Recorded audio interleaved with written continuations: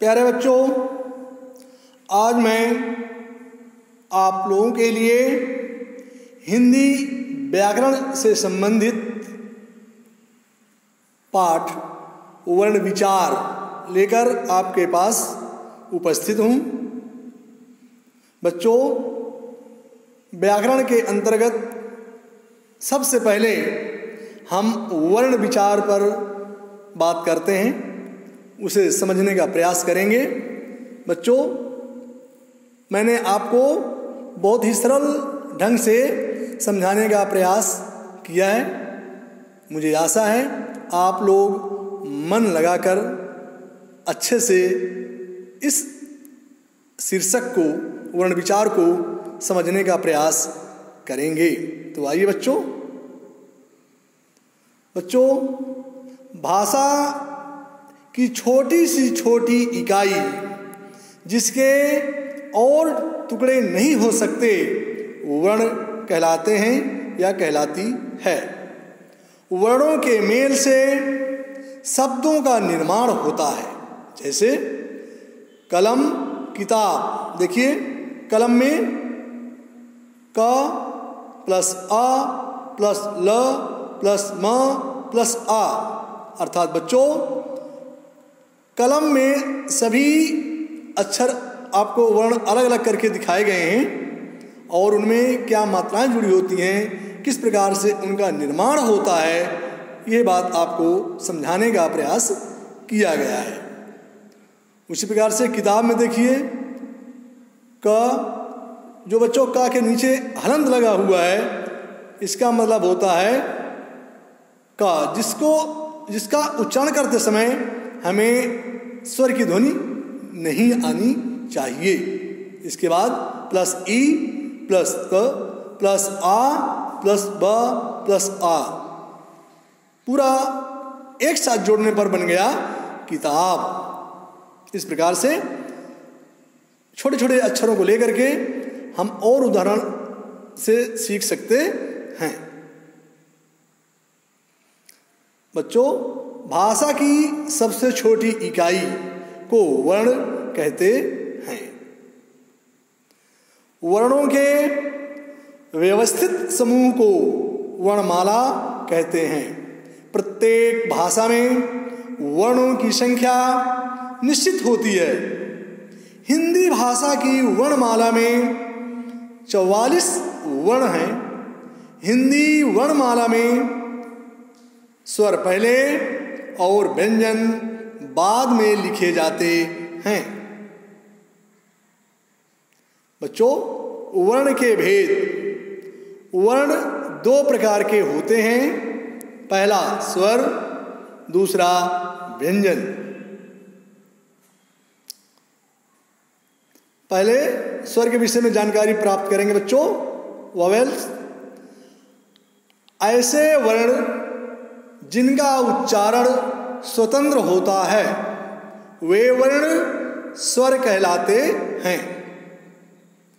स्वरों का उच्चारण करते समय हम केवल होंठ एवं तालु का उपयोग करते हैं। आगे, हिंदी भाषा में 11 स्वर होते हैं। वे बच्चों इस प्रकार हैं: अ, आ, ई, उ, री, ए, ऐ, ओ, औ। स्वर के भेद। बच्चों, स्वर के भी 3 भेद होते हैं: ह्रस्व स्वर, दीर्घ स्वर, प्लुत स्वर। तो आइए इनके बारे में भी विस्तृत जानकारी लेते हैं। पहले ह्रस्व स्वर। ऐसे स्वर जिनके उच्चारण में सबसे कम समय लगता है वे स्वर ह्रस्व स्वर कहलाते हैं। सभी स्वरों में 4 ह्रस्व स्वर होते हैं: आ, ई, उ, री। इन्हें मूल स्वर भी कहते हैं।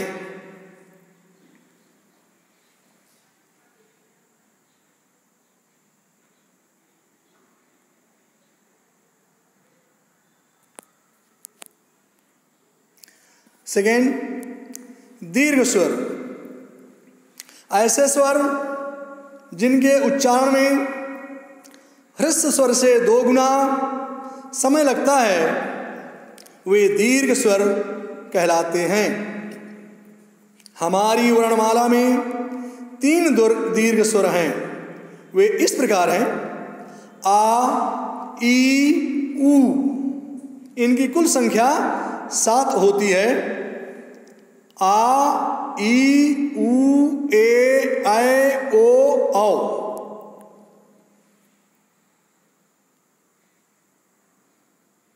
संयुक्त स्वर। जो स्वर वर्ण 2 स्वर वर्णों से मिलकर बनते हैं इन्हें संयुक्त स्वर कहते हैं। इनकी संख्या 4 होती है। ये हैं ए, ऐ, ओ, औ। बच्चों, कुछ स्थानों पर इन सभी को दीर्घ स्वर के अंतर्गत रखा गया है, लेकिन मैंने आपको पहले ही बता दिया कि 3+4 आ, ई, ऊ ये दीर्घ स्वर हैं और ए, ऐ, ओ, औ संयुक्त स्वर हैं। देखिए, ए 2 स्वरों से मिलकर बना है। आ प्लस ई, ई। इनको मिला करके ए बनता है। इसी प्रकार से आप देख लें, ऐ, ओ, औ ये किस प्रकार से 2 स्वरों को मिलकर बनते हैं वो मैं आपको दिखा रहा हूं। प्लुप्त स्वर। प्लुप्त स्वर ऐसे स्वर जिनके उच्चारण में ह्रस्व स्वर से 3 गुना अधिक समय लगता है एवं दीर्घ स्वर से थोड़ा ज्यादा समय लगता है।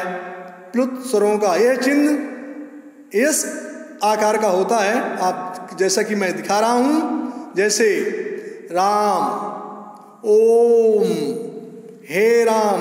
इस प्रकार से इनके उदाहरण हैं और इनका उच्चारण करके आप देख सकते हैं कि इनको बोलने में थोड़ा अधिक समय लगता है।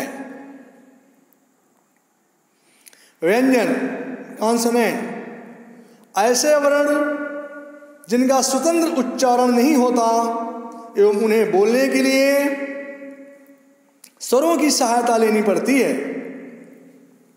वर्णमाला में कुल 33 व्यंजन हैं, जैसे का, च, ता, ट, प आदि। जब तक व्यंजनों में स्वर नहीं जुड़ते तब तक इनके नीचे हलंत लगा होता है, जैसे क, च, छ, ज, झ आदि। बच्चों, जो हलंत लगे हुए अक्षर हैं, वर्ण हैं, इनके नीचे हलंत लगने का मतलब ये है कि इनमें स्वर भी नहीं जुड़ा है। व्यंजन के भेद। व्यंजन के 3 भेद होते हैं या व्यंजन 3 प्रकार के होते हैं। स्पर्श व्यंजन, अंतस्थ व्यंजन, ऊष्म व्यंजन। आइए इनकी अलग अलग जानकारी प्राप्त करते हैं। स्पर्श व्यंजन। स्पर्श का अर्थ छूना होता है। ऐसे व्यंजन जिनका उच्चारण करते समय जीभ, कंठ, तालु, मूर्धा, दांत अथवा होंठ का स्पर्श करती हैं उन्हें स्पर्श व्यंजन कहते हैं। कुल 33 व्यंजनों में 25 स्पर्श व्यंजन होते हैं। इन्हें 5 भागों में बांटा गया है। का वर्ग, क, ख, ग, घ, अंग। चा वर्ग, च, छ, ज, झ, इया। टा वर्ग, ट, ठ, ड, ढ, अण। ता वर्ग ता था दा धा न, पा वर्ग पा फा बा भा म। दूसरा अंतस्थ व्यंजन। अंत का मतलब भीतर होता है। ऐसे व्यंजन जो उच्चारण करते समय हमारे मुख के भीतर ही रह जाते हैं, वे व्यंजन अंतस्थ व्यंजन कहलाते हैं। कुल 33 व्यंजनों में से 4 अंतस्थ व्यंजन होते हैं। बच्चों, ये हैं या, रा, ला, वा। बच्चों, इनको बहुत ही अच्छी प्रकार से ध्यानपूर्वक समझना है। इन व्यंजनों का उच्चारण कर स्वर तथा व्यंजन के मध्य का सा है या होता है। उच्चारण के समय जीवा मुख के किसी भाग को स्पर्श नहीं करती। इनका उच्चारण जीभ, तालु, दांत और ओंठों के परस्पर सटाने से होता है, किंतु कहीं भी पूर्ण स्पर्श नहीं होता। तीसरा उष्म व्यंजन। जैसा कि हम जानते हैं, उष्म का अर्थ गर्म होता है। ऐसे वर्ण जिनका उच्चारण करते समय वायु मुख से रगड़ खाकर उष्म पैदा करती है, यानी उच्चारण के समय मुख से गर्म हवा निकलती है, उष्म व्यंजन 4 होते हैं। बच्चों, शा, सा, सा, हा। बच्चों, इसको भी आप अच्छी से समझ लें और इनको ध्यान में रखें। संयुक्त व्यंजन। ऐसे व्यंजन जो 2 या 2 से अधिक व्यंजनों के मेल से बनते हैं, वे संयुक्त व्यंजन कहलाते हैं। जैसे हिंदी वर्णमाला में कुल 4 संयुक्त व्यंजन हैं। ये हैं छ, त्रा, ज्ञा, स्र। ये बच्चों संयुक्त व्यंजन हैं और इनका निर्माण किन किन अक्षरों के मेल से होता है, ये आपको मैं दिखा रहा हूँ। इनको देख लीजिए और अच्छे से समझने का प्रयास करिए, जिससे आपको भविष्य में ये काम आएंगे। देखिए, रक्षक, भक्षक। देखिए किस प्रकार से छा का उपयोग हमने किया है। फिर त्रा से पत्रिका और सर्वत्र, ज्ञा से सर्वज्ञ और विज्ञापन, स्रा से श्रीमती और श्रवण। इसी प्रकार से आप अन्य शब्दों को लिख करके इनका निर्माण या इनकी अधिक जानकारी ले सकते हैं। देखिए, छ का प्लस श प्लस आ के मेल से बना छ। त्रा, ता प्लस रा प्लस आ से बना त्रा। ज्ञा, ज प्लस इया प्लस आ से बना ज्ञा। स्रा, श प्लस रा प्लस आ से मिलकर के बना स्रा। इस प्रकार से आप बच्चों समझ गए होंगे। संयुक्ताक्षर 2 अलग अलग व्यंजनों के मेल से बने अक्षर को संयुक्ताक्षर कहते हैं। इसमें पहला व्यंजन स्वर रहित और दूसरा व्यंजन स्वर सहित होता है। संयुक्ताक्षर में संयुक्त व्यंजन की तरह एक नया व्यंजन नहीं बनता। जैसे शब्द है स्थान और स्थल।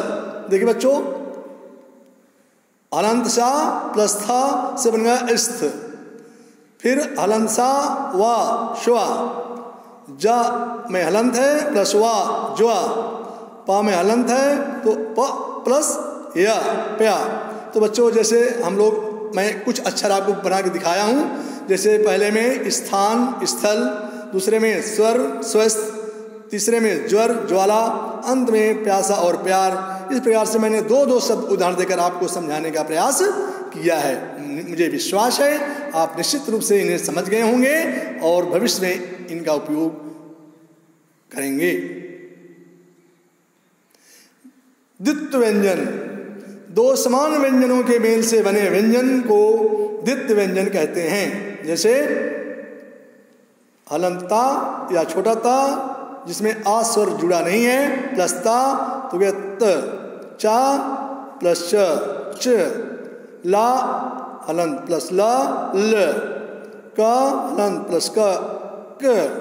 जैसे पहले में देखिए कुत्ता, उदाहरण है गत्ता, दूसरे में बच्चा, कच्चा, थर्ड में बिल्ली, मल, अंत में पक्का और चक्का।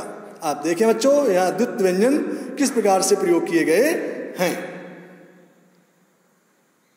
अनुस्वार, अनुस्वार ध्वनि का उच्चारण नाक से होता है,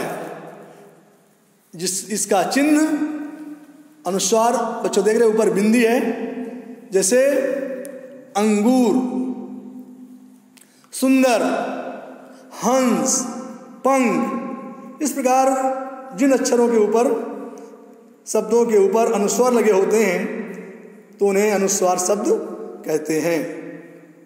बच्चों इसको कई बार आपको मैंने समझाने का प्रयास किया है। अनुनासिक, अनुनासिक ध्वनि का उच्चारण नाक और मुख दोनों से होता है, जैसे चांद, हंस, पांच, आंख। इस प्रकार से बच्चों इन शब्दों को आप देख लें, इसका चिन्ह भी आप देख रहे हैं चांद के आकार का है, और जिन शब्दों में ये चिन्ह लगे होते हैं वे अनुनासिक शब्द कहलाते हैं। कई बार परीक्षाओं में ये पूछे जा चुके हैं। आगत ध्वनियाँ, ऐसी ध्वनियाँ जो दूसरी भाषाओं से ली गई हैं, इनका प्रयोग शुद्ध उच्चारण करने की दृष्टि से किया जाता है। ये ध्वनियाँ हैं अ, ज और फ, जैसे कॉलेज, डॉक्टर, जरा, रेफ आदि। अयोग वाह, बच्चों ऐसी ध्वनियाँ जो ना स्वरों के साथ गिनी जाती हैं और ना व्यंजनों की, अयोग वाह कहलाती हैं। अंग और अह अयोग वाह ध्वनियाँ हैं। अड़ा और अढ़ा ध्वनियाँ डा और ढा से भिन्न है। अड़ा और अढ़ा ध्वनियों का प्रयोग शब्द के बीच में या अंत में ही होता है, शब्द के आरंभ में नहीं। कहने का मतलब बच्चों अड़ा और अढ़ा से कोई भी शब्द शुरू नहीं होता, इनका उपयोग या प्रयोग बीच में ही हम लोग करते हैं। जैसे कि देख रहे हैं लड़का, देखिए पढ़ाई, पेड़। इसी प्रकार से आप अन्य बहुत सारे शब्दों में देख सकते हैं या उपयोग करते हैं। उच्चारण अंगों के आधार पर व्यंजनों का वर्गीकरण। उच्चारण के अंगों के आधार पर व्यंजनों का वर्गीकरण इस प्रकार है। कंठ क ख ग घ ङ, तालव्य च छ ज झ ञ य ष, मूर्धन ट ठ ड ढ अण, अड़ा अड़ा और श, दंत ता था दा धा न, वर्ष या दांतों के मूल से सा ज र ल, होष्ठ पा फा बा भा म, दंतोष्ठ निचले होंठ व ऊपरी दांतों से वा फा, स्वर यंत्र से हा। बच्चों इनको आप तभी सीख पाएंगे जब इनका उच्चारण दिए हुए नियमों के आधार पर, जैसे कि मैंने आपको बताया है, ऐसा ही करेंगे, कई बार प्रैक्टिस करेंगे तो आपको निश्चित रूप से समझ में आ जाएगा कि इनका उच्चारण कैसे किया जाता है और शुद्ध उच्चारण क्या हो सकता है। वर्ण विच्छेद। विच्छेद का अर्थ है अलग करना। इस प्रकार शब्द के प्रत्येक वर्ण को अलग करना वर्ण विच्छेद कहलाता है। जैसे लड़का, छात्रा, चूक। तो देखिए बच्चों लड़का में ल प्लस अ प्लस ड़ प्लस आ प्लस का प्लस आ, इस प्रकार से कई वर्णों को विच्छेद करके फिर एक साथ मिला करके हम पढ़ते हैं तो शब्द बन जाता है। इस प्रकार से जो विच्छेद किया गया है, आपको ये समझाने का प्रयास किया गया है कि ये वर्ण किन किन अक्षरों के मेल से बने, इसलिए इनका विच्छेद आपको समझा रहा हूं। रा के विभिन्न प्रयोग। बच्चों, ये बहुत ही आवश्यक बात है कि रा के आप विभिन्न प्रयोग नहीं समझ पाते हैं, इसलिए मैंने आपको रा के प्रयोगों के बारे में बताने का प्रयास किया है। जब स्वर रहित रा के बाद स्वर सहित व्यंजन हो तो रा उस व्यंजन के ऊपर रेफ के रूप में लिखा जाता है। जैसे पर्व, गर्व, तर्क, धर्म। रा के इस प्रयोग को रेफ रा कहते हैं। बच्चों, इसको ध्यानपूर्वक समझ लीजिए, बहुत ही महीन बात है, पतली बात है कि इससे जाना बहुत जरूरी है। और शब्दों को लिखते समय आप कई बार बहुत अशुद्धियां कर देते हैं। दूसरा, स्वर सहित रा का संयोग जब उससे पूर्व आए किसी स्वर रहित व्यंजन से होता है तो रा पदेन के रूप में उस व्यंजन से जुड़ जाता है।